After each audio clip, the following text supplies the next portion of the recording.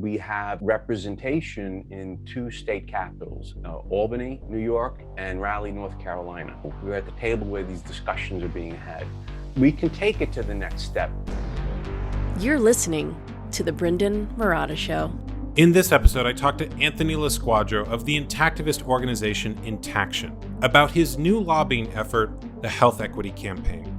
The Health Equity Campaign seeks to reduce the financial incentives for circumcision through lobbying and legislation.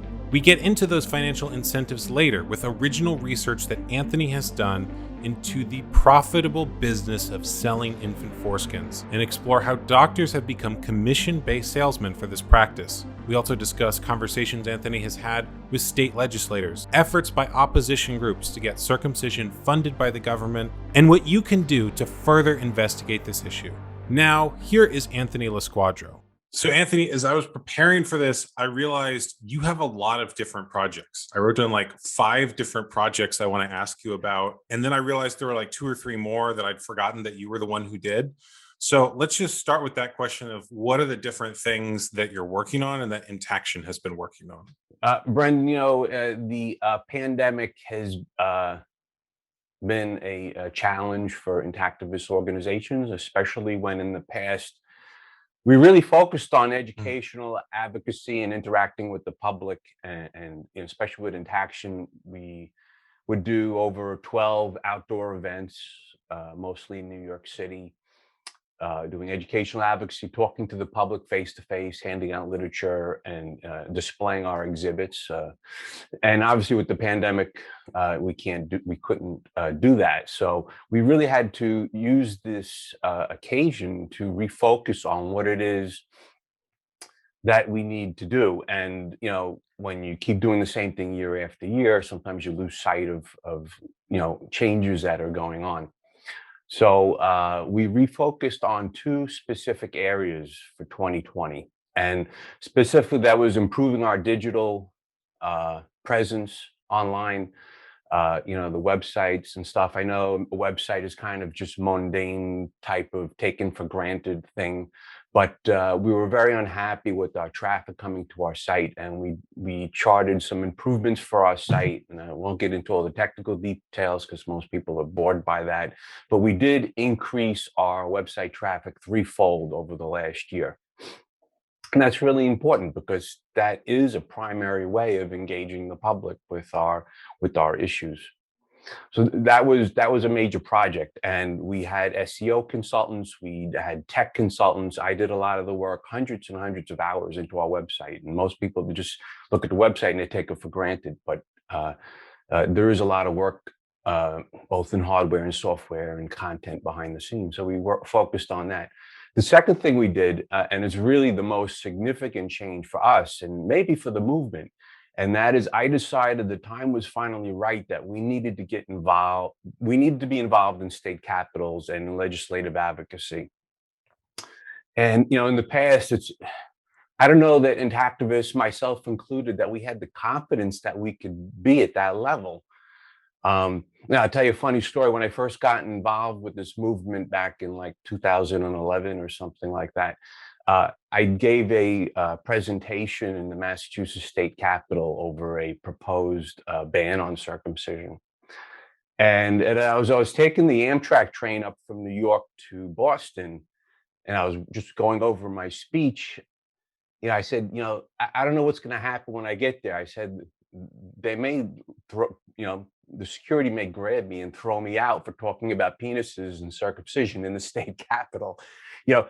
It's like, even as an activist, you need to be, have confidence in what you're talking about, and that people aren't going to just dismiss you. So I think maybe that was some of the inhibition, but, I think things have changed a lot in the last 10 years that I've been involved with this movement. I mean, first of all, the rise of social media and the discussions on this issue of, are at really high levels, and people have the ability to discuss this online. And then you have people like, famous podcasters like Joe Rogan. I mean, I don't know off the top of my head, but I think he has millions of views every month on his various channels. And when he says, stop cutting baby dicks, I mean, people listen to that. He's had presidential candidates on his show. Well, Andrew Yang was on his podcast. Bernie Sanders was. Tulsi Tulsi Gabbard. Gabbard, Yeah. I know, was. So he said this repeatedly and very sincerely. So you had that. We had your movie, American Circumcision, which was on Netflix. I mean, that was huge. Millions of people saw that.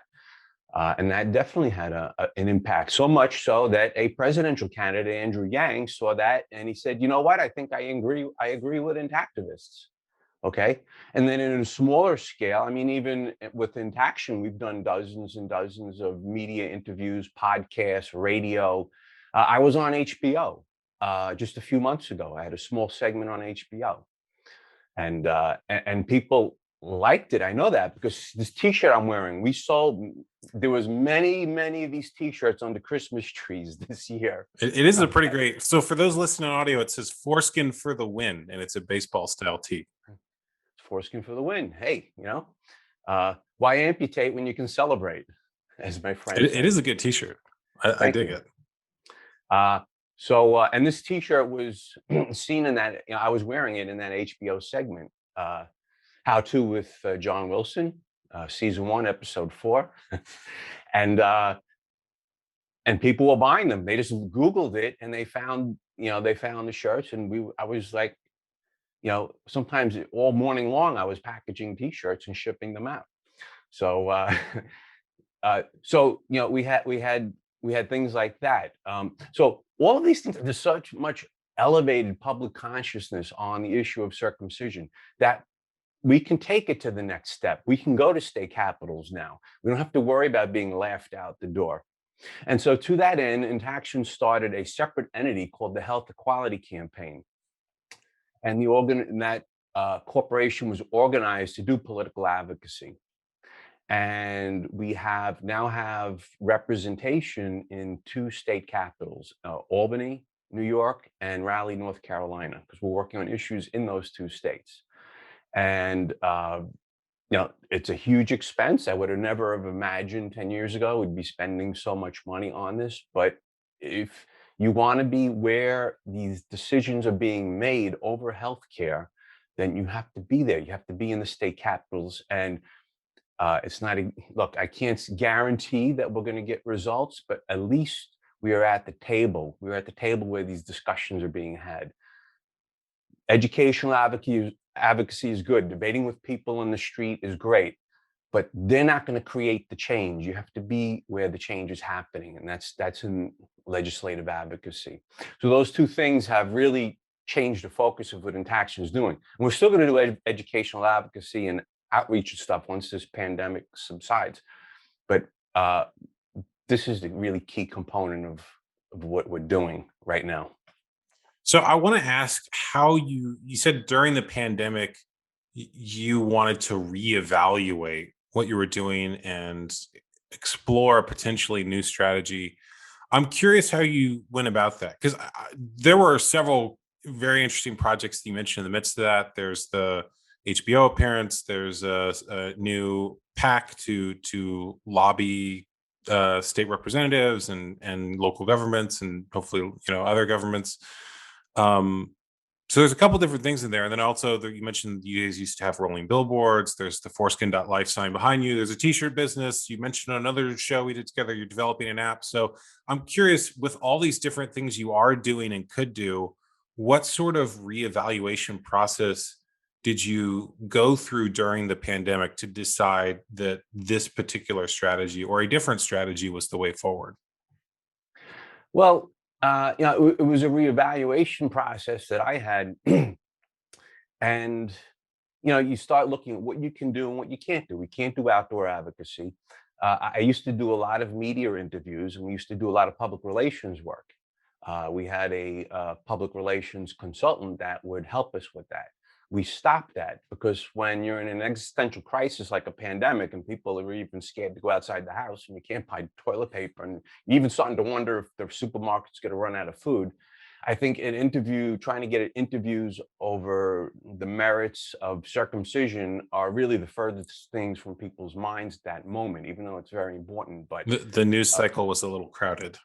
the news cycle was crowded. You had the whole Trump thing going on and all that chaos, the presidential campaign. It just wasn't time to do, wasn't the time was, not right to do media interviews. So we stopped all that. And, a lot of states, because of the pandemic, were going to have a budget crisis. Okay, because obviously tax revenues would be down and all the added expenses of dealing with COVID. So what an opportunity to get into the state capitals and say, go to New York and say, hey, I could save you $37 million. Okay. And because we're doing this medically unnecessary surgery.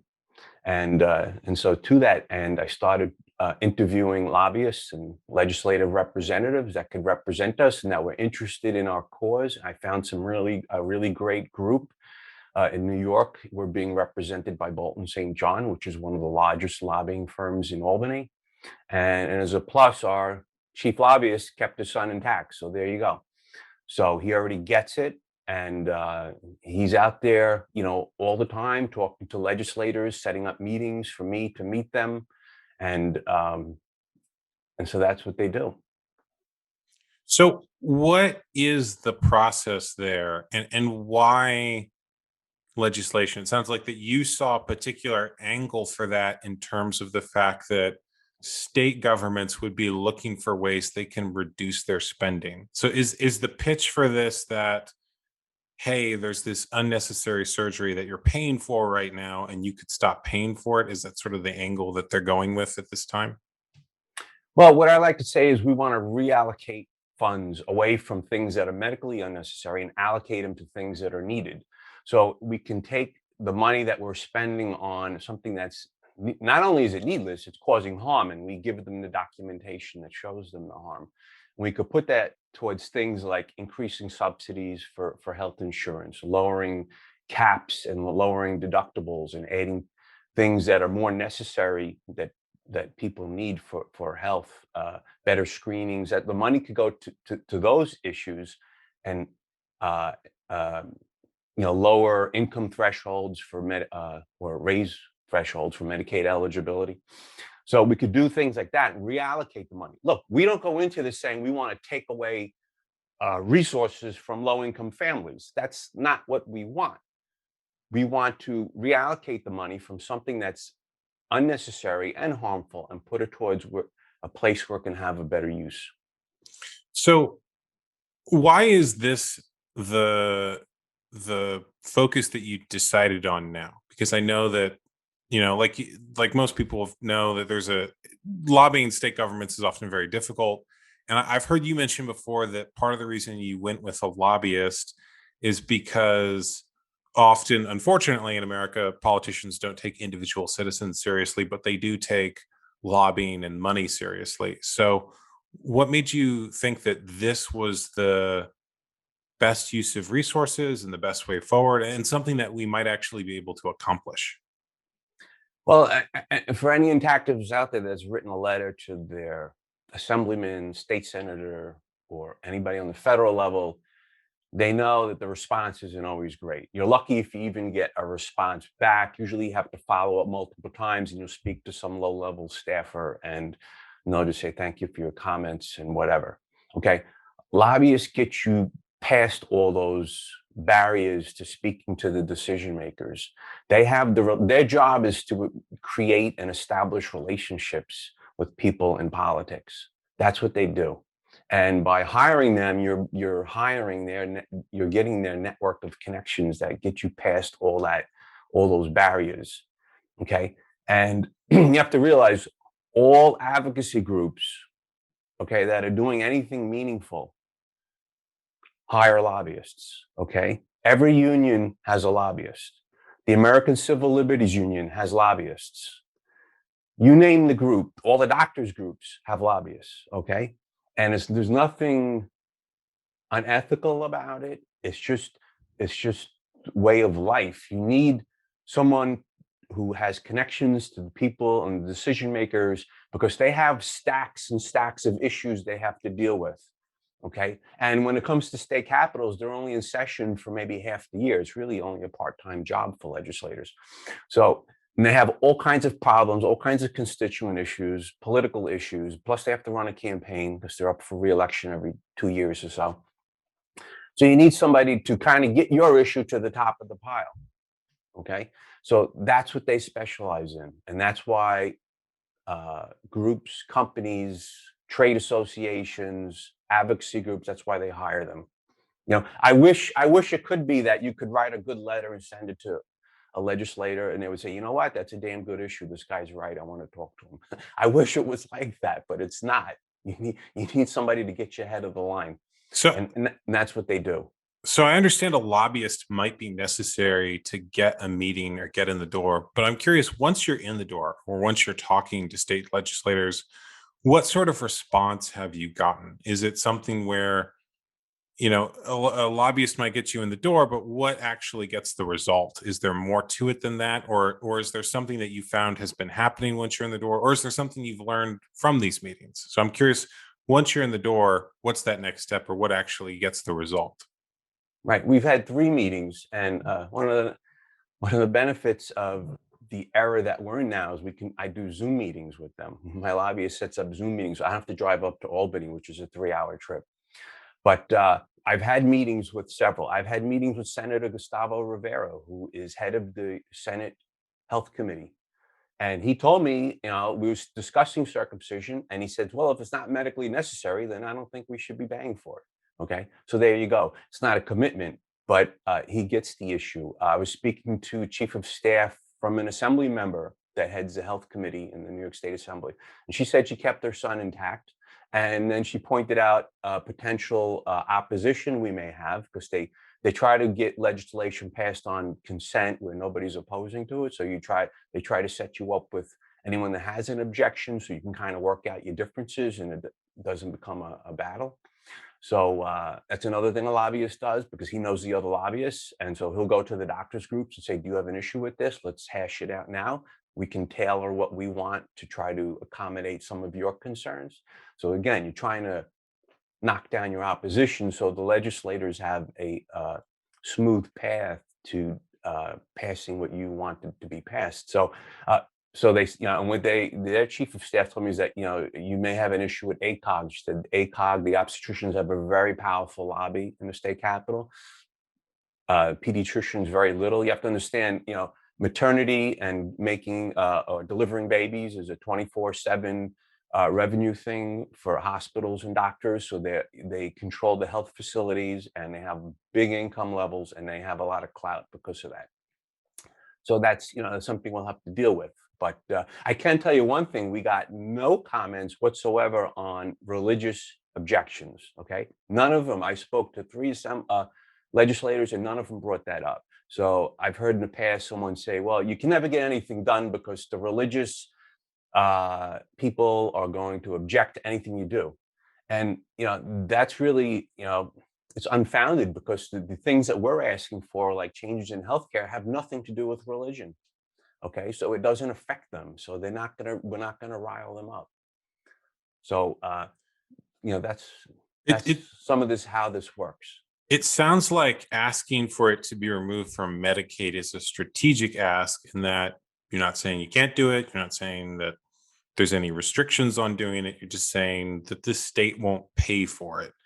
By the way, I didn't realize that a lobbyist, it sounds like they almost act a bit like a diplomat, in the sense that before, my impression of lobbyists was that they sort of fought it out, and, each side of a political divide would be in conflict with one another. But it sounds like that they have the insight to sit down before there's conflict and say, hey, rather than having conflict, why don't we just come to an agreement now and see if there's a way that both of our clients or both of our representatives can get what they want without, the external expenditure of energy and conflict. So that's interesting. It's also interesting to me too that you've had a couple people say that they got the issue, and of course that's not a commitment, but it is something. So I'm curious what the what the next step is, or what you think might be the outcome of all of this? Is it what takes it from just those words of support to an actual change of some kind? Well, we're working on continuing to educate the legislators and getting them up to speed on the issue. And to that end, I'm proud to say we created for New York State the 2021 legislative guide. Okay. This booklet was given out to everyone on the New York State Assembly Health Committee and New York State Senate Health Committee. Okay. And this is a 15-page guide that tells them what the issues are, and it puts it in a way they can understand it and is, graphically appealing. So I had to rush to put this together because the legislature is in session now, and again, most states' legislatures are part-time bodies. They're only in for a few. They're in session for a few months, and then they go back home. So I had to get this together. And what I do is I offer 4 easy to understand proposals in this guide. Okay, and the first proposal is, as we discussed, to reallocate healthcare funding away from circumcision to more medically necessary needs. The second issue is a prohibition in New York State on the use of Mogen clamps in hospitals and clinics. Okay. All of these things tell a story. My main goal is to get healthcare changed, but the other issues tell a story. And motion clamps, as we all know, they tell a story of circumcision harm. And there are numerous documented cases, unfortunately, of babies being disfigured from Mogen clamps, because with the Mogen, there is no shield for the glans penis. So if the head of the penis gets entrapped by the device, you can say goodbye to that. And so when we get to that part of the proposal, we show them, headlines from the New York Post, like just last year, of 2 babies disfigured by Mogen clamps in a very reputable hospital, the Northwell Health System in New York, and resulted in lawsuits, and of course the babies are scarred for life. So here's, this is our proposal, and here's the proof. This is why you need to act on this. That's how we give the legislators very tangible things that they can address. So that's one proposal. The second proposal will be establish a compensation fund for victims of circumcision harm.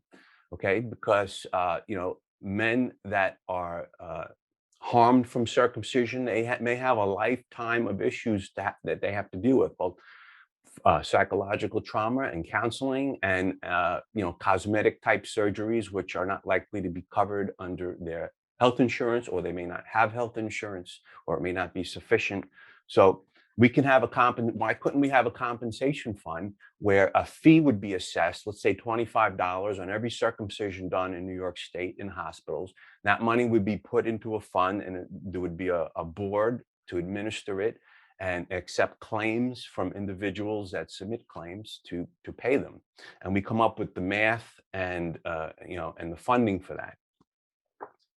Now, are legislators going to want to do that? Are they at that level that they're going to endorse something like that? Probably not. But again, it tells a story that, okay, we're paying for circumcision, babies are being harmed. What are we doing? Okay, so there's that. And then secondly, there's an issue on non-solicitation, a proposal to bar solicitation of circumcision in hospitals. We know that's a big issue, and some other groups had done study on it, and we mention it. So, and then lastly, there's a page of who we are, what we do, and why we do it, and the individuals involved in our group. So this is a guide that we produced. We're a little advocacy organization, okay? This is on the level of something that groups that have millions and millions of dollars of funding produce. And here's little old us. We're doing it too. We can play at this level, okay? And Intaction's leading the way on that. It almost sounds like some of the proposals you have in there have a strategy of making a big ask to tell a story, and then make the more feasible legislation seem smaller. So removing circumcision from Medicaid obviously would save them money, but a victims compensation fund, although that's a great idea, is something that might cost them more money. But it almost sounds like that's in there so that if they say, well, we don't want to pay that extra, it's like, great, why don't you just do the smaller thing that I'm asking for? Am I reading that correctly, that that's in there for that sort of reason? Or has the idea of a compensation fund been something that maybe some people are open to? We're we're we're uh, we're offering realistic, tangible proposals. Um, our main goal is to prevent health insurance from paying for circumcision. What intactivists have to realize, all of the things we do are all great, okay? But the nexus of circumcision is the funding of it, okay? Stop the funding, you stop circumcision. That's where we need to focus our attention on. When you look at other countries, there's a lot of people, not a lot, some people in the movement have said they have this concept of a tipping point, okay? And somehow we're going to get to some level of public opposition to circumcision. The number that's bandied about is like 20%. And of course, they don't tell you how we're going to get to the 20%, but somehow it's going to happen. And then once we get to that, the magic's going to happen. And all of a sudden, everyone's going to be against circumcision. We can all go home. We don't have to do this anymore. Okay. Tipping point is not a strategy. Okay. At best, it's a historical marker, maybe at some point, but it serves no purpose. Okay. When you look at countries that stopped infant circumcision, you look at Australia, you look at the UK, you look at Canada, they didn't stop circumcision because they reached a tipping point. What they did is there was a change in public policy that changed public behavior. Okay. It wasn't the other way around. Okay. People are going to keep doing the same thing over and over again until their choices are limited in a more narrow range and they can't do, things before. So if health insurance doesn't pay for it, well, you know what? If you don't pay for it, and they say it's not necessary, I'm not going to do it. Okay. So it's it's interrupting the payments from health insurance is what's going to bring the rates of circumcision down. So it sounds like your thinking or strategy is to make changes in the incentive of the system or the incentives of systems such that there isn't an incentive for the people who are currently profiting off circumcision to continue. In other words, if you can't solicit, if you have to pay a small amount to a potential compensation fund each time you do it, if it doesn't make economic sense because you're not getting Medicaid reimbursement, the thinking is that it will go away naturally the way that it has in other countries that have socialized healthcare where there isn't the same profit motive. Is that an accurate description of the strategy or the thinking? Yeah, that's pretty accurate. When you take away, look, if doctors and hospitals don't get paid for circumcision, they're not doing it. Okay. They're not going to do it. Well, you know what? You're a nice patient. I'm going to throw in a freebie. They're not going to do it. If they're not getting paid for it, they're not going to do it. It's as simple as that. And health insurance, whether it's Medicaid, whether it's managed care Medicaid, which is becoming more prevalent, or private insurance, that's what's driving this. That's the driver. And that's what we need to interrupt. That's the crux of what we need to do. It's interesting because I think the idea of a tipping point or changing public opinion is, it sounds like from your perspective, based on the idea that public opinion is the driver, but from your perspective, public opinion isn't the driver at all, it's incentives. Financial incentives are a big thing because it's the doctors and the healthcare industry that through their trade groups and their trade associations and their policy statements, they're the ones that are driving this. Okay, and they're luring Americans into continuing this procedure. So we need to go after the healthcare funding. And when it comes, healthcare funding it's a huge issue. It's complicated because our healthcare industry is very fragmented in America. There's multiple private health plans, there's Medicaid, there's managed health care, there's hybrids of the two. So it's a multi-headed beast. Okay. But and we're not going to just focus just on Medicaid. That's kind of like been a distraction a little bit. maybe even for myself included, in that, 17, 18 states drop Medicaid funding. So we say, well, we should just do more of that. But it's not just Medicaid, because Medicaid is transforming into managed care Medicaid, or what they call capitated healthcare plans. And what that means is that the state will say, tells an insurance company, for a given patient, we'll pay you so much, and you're responsible for the outcome. And so under that, the health plans have a lot more leeway to do what they want to do. So they may cover circumcision or they may not. It's up to their discretion. And what they'll say is, well, we want to attract customers, so we want to offer the most benefits and services for the money that we have to spend. So we have to, Medicaid is moving into that. But that's not to say that we can't restrict them from offering circumcision coverage. Okay. You have to understand that healthcare is a very highly legislated and regulated industry. And there are regulations that strictly spell out, even if they're private insurance, what they must cover and perhaps even what they may not cover. So just because it's private health insurance or managed Medicaid doesn't mean it's anything goes. Okay. So we can get laws passed that would restrict circumcision from being paid. It's not out of the question, because they pass laws saying what they must cover. They must cover, for instance, in New York, they must cover advanced fertility services. They must cover HIV treatment. There's a whole host of things they must cover. Even though it's just because it's private insurance, it doesn't mean that they can do whatever they want. And matter of fact, when they want increases, every year they have to apply to the New York State Department of Insurance every time they want an increase, even though it's private insurance and an employer is paying for it. Okay, so there is a lot of regulation on all forms of insurance. Okay, we just need to go through it. There's another opportunity, in that when we look at states, the 17 states that bar payments for circumcision under Medicaid, if they're barring it under Medicaid and then you have a managed Medicaid plan, how is that a conflict of the law? Okay, so that's something that needs to be explored. Maybe that's an avenue for future litigation. So when we go to California, and California Medi-Cal bans circumcision payments, but Kaiser managed Medicaid is paying for it, that could be a legal issue that we need to discuss, with attorneys that are familiar with healthcare law. And from my perspective, having been in a lot of courtrooms, I think it would be something that a judge could very easily understand, or a court could understand. This is the law. You're not following the law. And so, it's that may be an area we have to explore. I do see the future of activism. If we want change, it's going to be legislative advocacy and court actions. It's So going to be those two things. it sounds like you might not just need to make it so that Medicaid doesn't pay for it, but that private insurers don't too.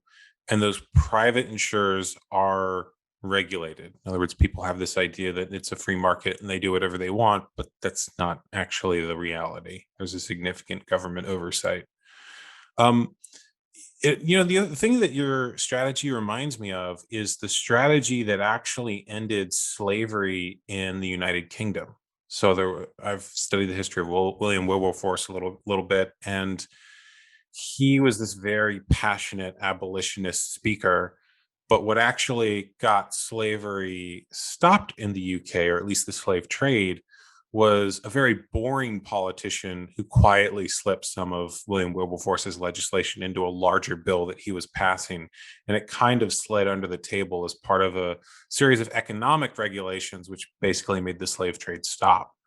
And it sounds like there's something similar here, where if you change the economic incentives, the practice of circumcision will be reduced, and that reducing Medicaid is a first step, and then there's private insurance, and then there's potentially court action that also makes it not make economic sense anymore. Is that an accurate comparison, or is that too much of a stretch because I read too many history books? No, I think that's a good comparison, and in that. As we just both said, that I believe it's going to be a combination of litigation and legislation, and we just have to wear down the healthcare industry with, and it is a David and Goliath fight. We're expending a significant amount of money to have legislative representation in 2 states. We're doing New York and we're doing North Carolina. And we got involved with North Carolina because what I did, one of the things that, just as an aside, what the health quality campaign does is we monitor the legislation and regulations in 50 states. We have 50 state surveillance, okay? That's an expense. But I can't be an effective advocate if I don't know what's going on. So if Alaska is trying to slip in some pro-circumcision law, I need to know about it, okay? Previous to this, things would have just happened and you'd be lucky if you even knew about the public comment period, okay? So what happened in North Carolina is that they put in a regulation called 1A-22 where North Carolina had a ban on Medicaid funded circumcisions. And they slipped in some language that said that it would be allowable if the parents made a claim that it was for HIV prophylaxis. Okay. So if the parents say, well, I'm scared my son might get HIV, then we'll give him a circumcision. Okay.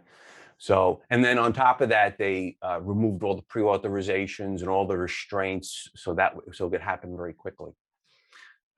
So we found out about that. I started doing work in North Carolina.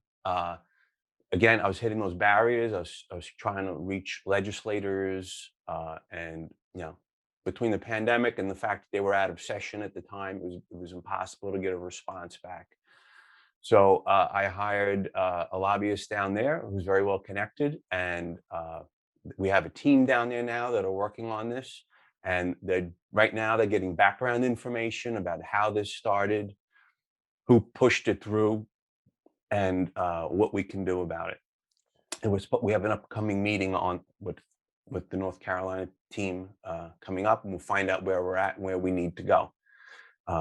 So what is the strategy if Goliath decides to throw their money against yours? In other words, it sounds like that you've mentioned that the medical lobby has a lot of people working for them, a lot of money, and that they might either try to quietly slip things into legislation or actively oppose what you're doing. And so I'm curious what the strategy is, since if you just go dollar for dollar, they have more dollars right now. They do have more dollars, so it is David and Goliath. But there are things that we can do. Now, like in North Carolina, I was just setting up the health equality campaign at the time when I found out about it, what was going on. And what my lobbyist told me there is if you had known about this earlier, they could have and he didn't get into details, but they could have blocked the proposal. They have ways they can block proposals, and either to buy time or maybe squash it. Okay. So because the state Medicaid office enacted the regulation after the public comment period, that avenue was closed to us. So if we had known about it sooner, we could have been, even though we were a small player, we could have perhaps blocked that from being enacted. So now we have to get legislators involved, and it's a longer workaround to try to figure out what we can do with this. But that's where we're at. So there are opportunities that come up. I don't know all the things that can happen and all the scenarios. One thing I do know is you have to be there. You have to be there. You have to be at the table. You have to be part of the discussion. You have to have a network of connections and make friends. There's an old proverb, don't start digging a well when you're thirsty. Okay. So you have to have this network in there. And even after, you enact changes, it doesn't mean you can relax, because then your opposition is always going to be trying to re-up their game and trying to get new laws passed or new regulations changed. You have to be there. And it's to stop circumcision or reduce it and protect the next generation of children. We have to be there, on watch, monitoring what's going on. And it's nothing different than any other advocacy group, whether it's gun control, whether it's abortion rights, whether it's ACLU. They're constantly monitoring legislation and making sure they have an opportunity to get involved when they need to. It sounds like, too, that being able to spot these things early has a significant reward. I know a lot of people's idea of activism is that when the legislation is about to be passed, you go protest it. But it sounds like there's a huge advantage to knowing, like, by the time that they're voting on it, it's already too late. But when it's in committee, when it's being proposed, you have a lot more leverage. And Yeah, that go ahead. that's exactly right, Brendan. You have to catch it early on in the game where you have an opportunity to change it or block it. Once it's out of public comment, or once it's out of committee and it's vote, they have already had it prearranged. They already have they already know they have support for it, and it's going to go through. And all of your protesting and all your letters, especially at the levels that we can muster, will not be enough. I mean, if you're able to fill the streets with 10,000 people, maybe that might be a different story. But unfortunately, intactivism doesn't garner that level of public fervor. By the way, did you follow the process in Colorado by which someone got circumcision back on Medicaid? I was curious if you were familiar with that story, because it was off in Colorado at one point, and then a state senator had it put back on, who also made a lot of very bizarre comments in support of circumcision, which I was just curious if you follow that story, or if that had happened now with the resources you have, if there's something you could have done to prevent it or change it.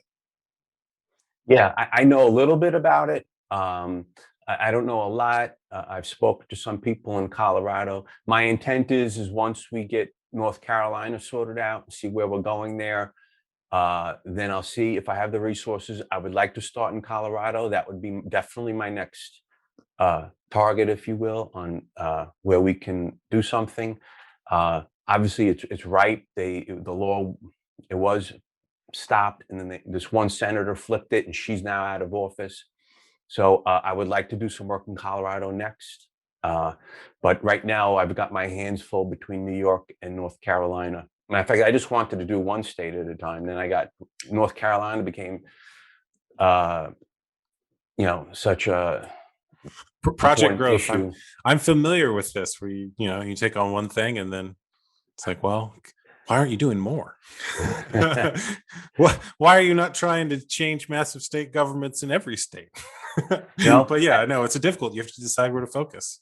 My hope is that some deep-pocketed donors at some point will come through, make donations to the health quality campaign. We can cover more states. It's also not out of the question, with sufficient level of funding, that we couldn't have a federal lobbyist. Okay, I mean, in my business life, I've worked with lobbyists on the federal level, and we got things passed, actually. So I'm not unfamiliar with this process.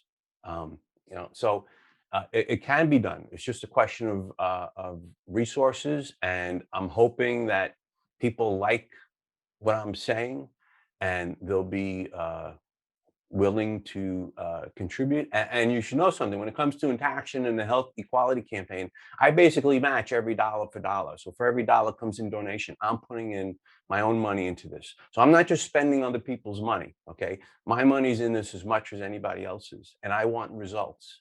Okay, so at least I want the best try. I can't always promise results, but I'm gonna give it 110% to try to make something happen, and that's the best I can offer. But it's my money in there as much as anybody else's. I'm hoping more people will want to put more into this. I'm hoping maybe we can get some early victories. Maybe we can get Mogen clamps banned in New York. I could show people that we can make something happen, and hopefully that'll spur more donations.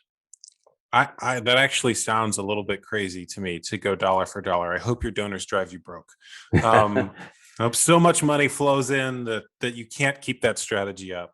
By the way, are Mogen clamps already? Because I know David Llewellyn in my film talked about how he sued the manufacturer, and basically they went out of business. They disappeared. They didn't show up in court, and then various other companies cropped up making the device. So aren't they already illegal to a certain? I mean, there's already at least court case precedents, but no, they're still sadly being used, or the medical device approval has not been changed. What's the story there? That's correct. Well, just because the original manufacturer went out of business, there's a number of companies making knockoffs. So, like, I think Teleflex is one of them, and maybe probably a few others. So they're still widely used. It's just medical malpractice drove that company out of business, but there's nothing to say. The FDA hasn't issued any kind of warning, which is another area of potential litigation. Why isn't the FDA uh, uh, restricting these Mogen clamps given their track record? Why aren't they doing their job? Okay, that's something you can sue about. Okay, so to force an agency to do its job, they have their mission is to protect public health and prevent bad devices and bad drugs from being used or given to the public, and they're not doing their job. So that could be. But right now we're doing some legislation. But in the future, it could be a case for litigation. And it certainly would embarrass them, because when you look at the track record for Mogen clamps, and I'm sure David Llewellyn has reams and reams of files on all the malpractice cases he's handled, and you show that in court, and what's the FDA's excuse? Well, it's the doctor's fault. So So you've mentioned the economic incentives a couple times, and I want to ask you about that because I know that you did some original investigation into and research into some of the financial motivations for circumcision, specifically the selling of foreskin tissue.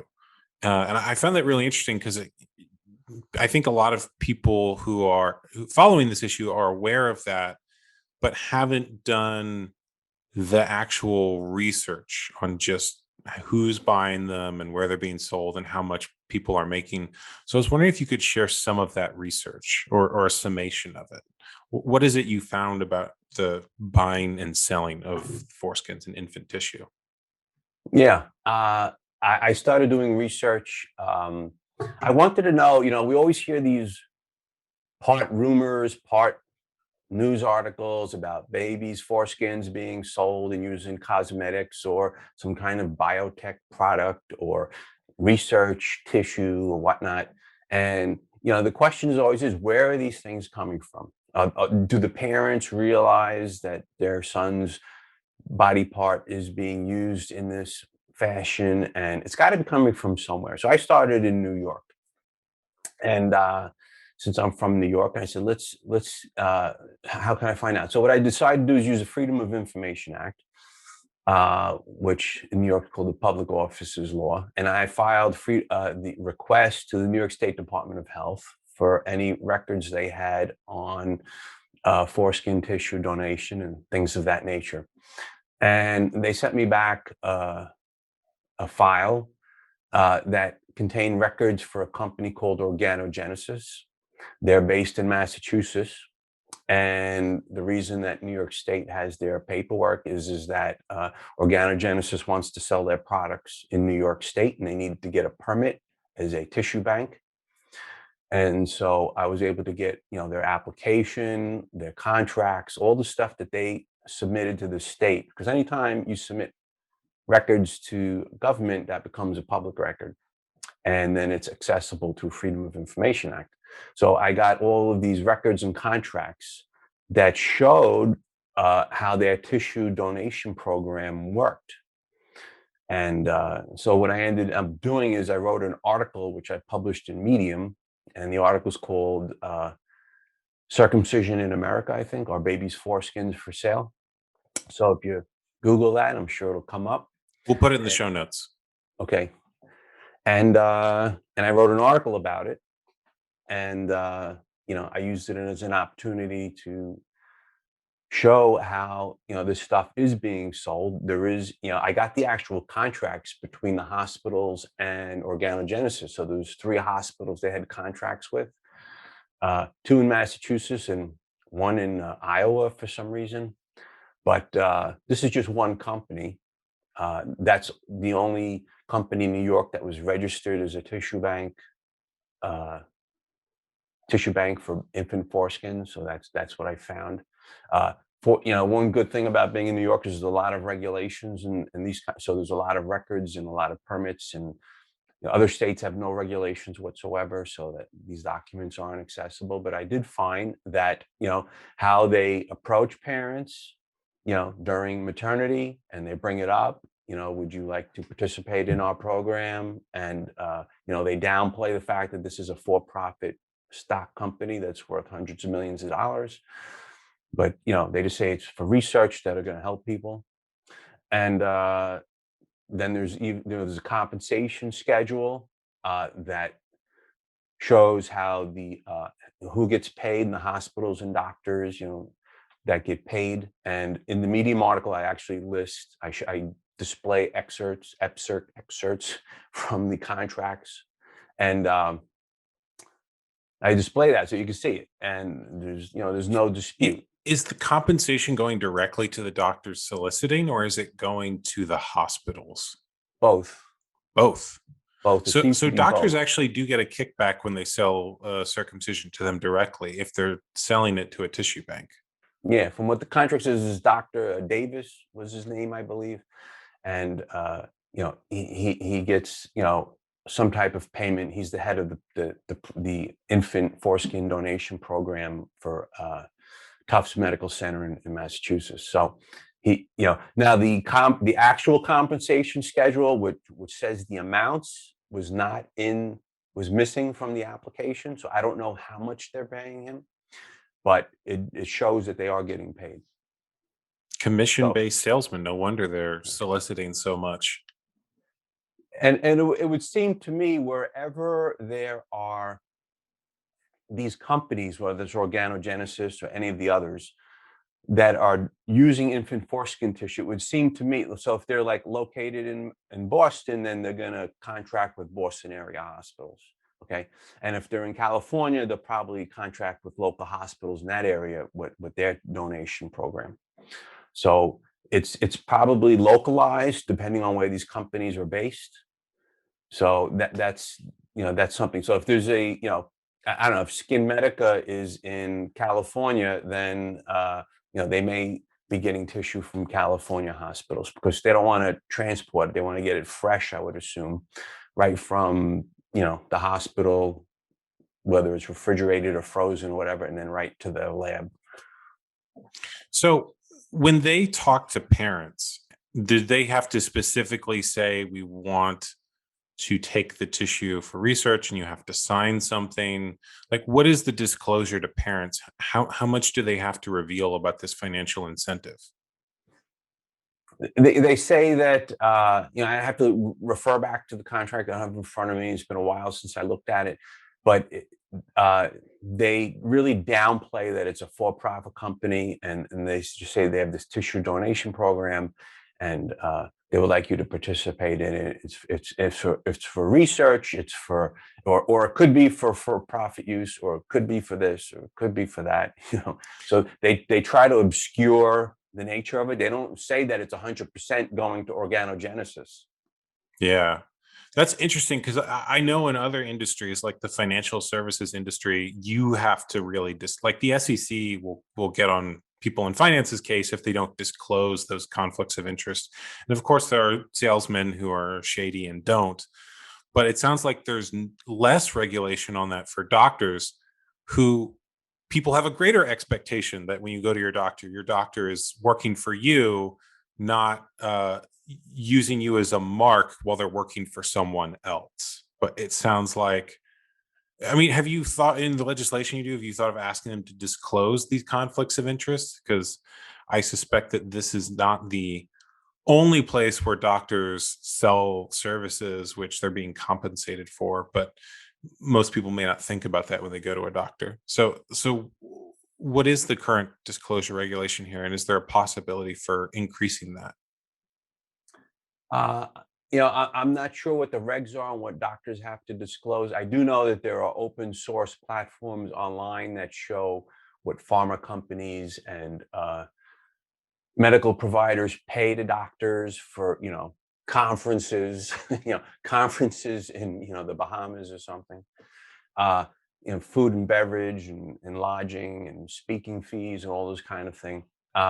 So there is some of that's going on, but some of this information is available. And actually, in the Medium article, I printed some snippets of information that I got from open sources online that showed the millions and millions of dollars that Organogenesis paid to doctors for travel, lodging, Wow. food. commissions. I don't know, whatever you want to call it. So, I mean, we wouldn't call it bribes. I'm sure that's not not, what it shows up as on the invoice. not professional fees. Right.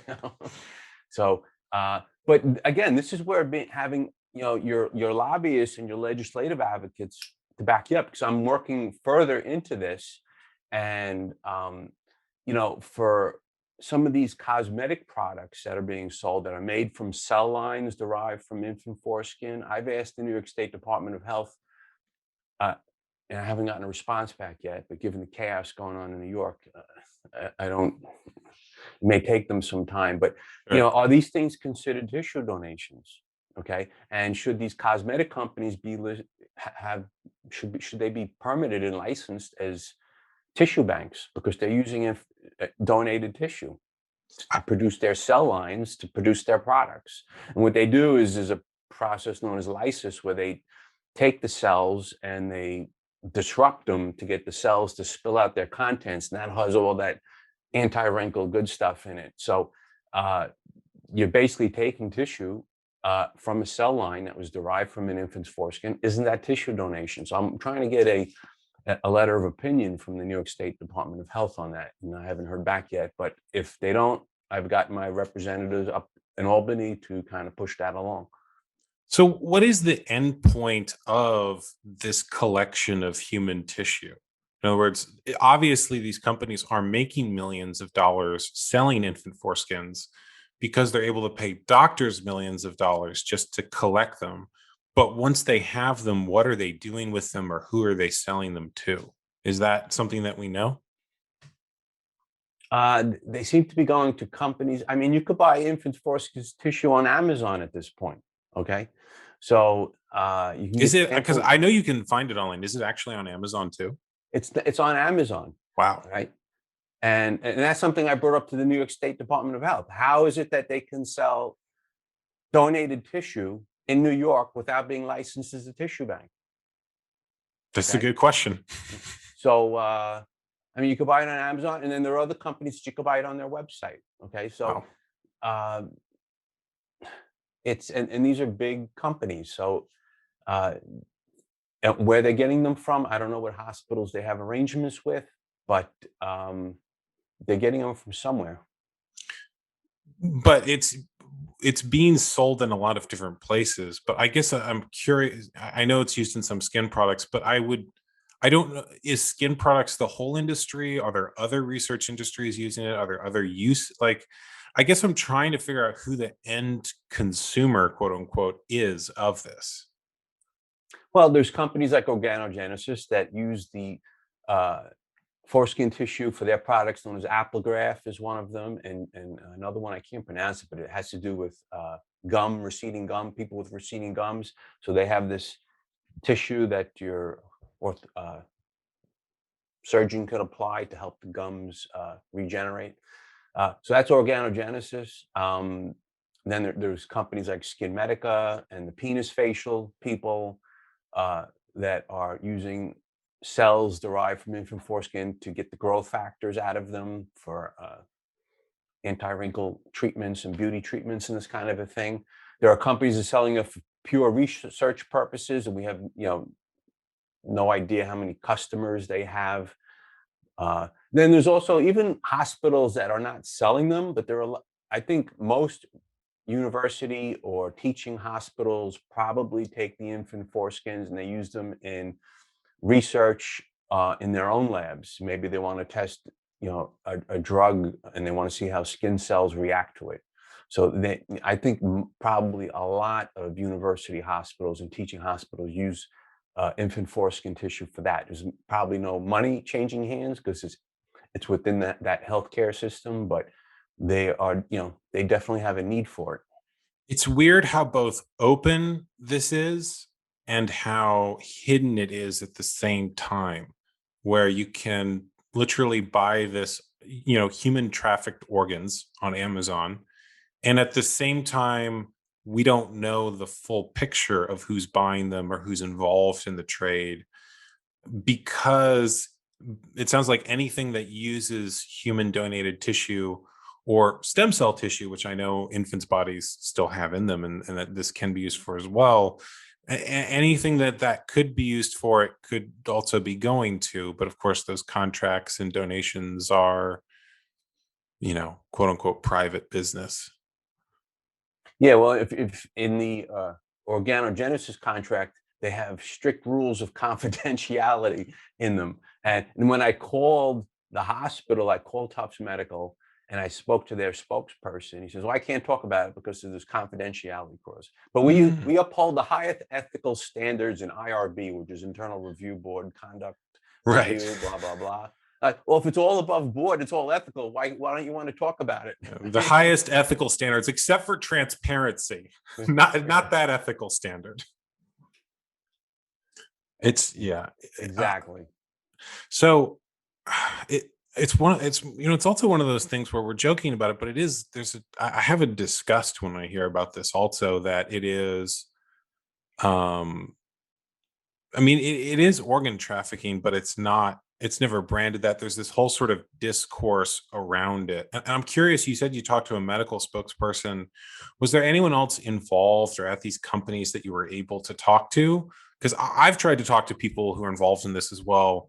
And I've even when I promise an anonymity or deep background or um, any protections that they might want, they're still extremely skittish and don't want to volunteer any information at all. So I'm curious if you were able to talk to anyone involved in this. Like I said, I spoke to the hospital. Called Dr. Davis. He put me to another guy that was a hospital spokesman, and he said that, he can't talk about it. And then I emailed him back and I said, well, by the way, I happen to have contracts between your hospital and Organogenesis. Care to comment on it now? And then he came back, well, we have a program and it's at the highest ethical standards and all that stuff.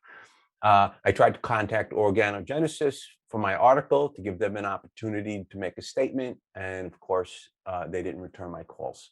So they don't want to talk about it. It's hush hush.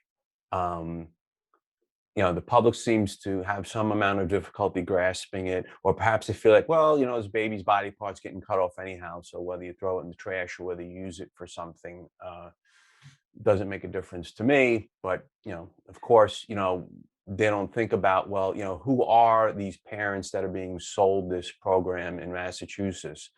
Is it is it white educated parents that are signing up for this, or is it low income minority parents who are being told, hey, why don't you do this program, you can help people out, blah blah, not realizing that their son's body parts being sold off to $1 billion company. The data that we talked about on an earlier episode of the show indicates that it is low income parents who are solicited more for this. So it sounds like there is a huge conflict of interest where doctors are commission based salesmen, at least on this practice, and that is not disclosed. In other words, they're presenting themselves as I sit on the side of the parent and I'm here to advocate for you and your best interests, while at the same time there are financial incentives for them to sell certain products, whether or not that's what the parent wants or needs, and certainly not whether or not that's what the child actually deserves. Is that something that could be regulated also, or is that something that you've thought of exploring that angle too? And it's just saying you have to disclose these conflicts of interest. I think there's a lot of potential for additional legislation on these type of tissue donation uh, matters. The only thing I would say is that we've kind of got our plate full, and my number one priority is the healthcare funding issue. So that's what I'm really focusing on. But it's possible at some point, I will raise the tissue donation aspect of it, just to tell again, you're telling part of the story. We're telling the Sure. story of harm. We're telling the story of greed, whether it's through excessive solicitation. Now we've got companies that are buying the stuff. I mean, it really paints a picture on depravity of circumcision. And then the conclusion that I'm hoping legislators will come to is, why are we paying for this, and why are we letting uh, health insurance pay for this? How, if someone wanted to do further research on this, how could they do that? Because it sounds like you have already have multiple different things that are keeping you busy that you're working on. But there might be someone listening who has an investigative mind. And would be interested in getting more information on this. So it sounds like Freedom of Information Act is one way that people could, if they're willing to go through the process of doing that. I know it's something that you have to have a little bit of technical knowledge to do, or at least learn the process of doing. But is that something that might work in other states or for other companies? My suggestion would be, if someone wanted to do more research in this area, would be to focus on geographical locations of where these companies are based. So if there's a company in, San Diego, California, just to say, then I would try Freedom of Information Act in California, and expect that you would find hospitals local to San Diego involved with the program.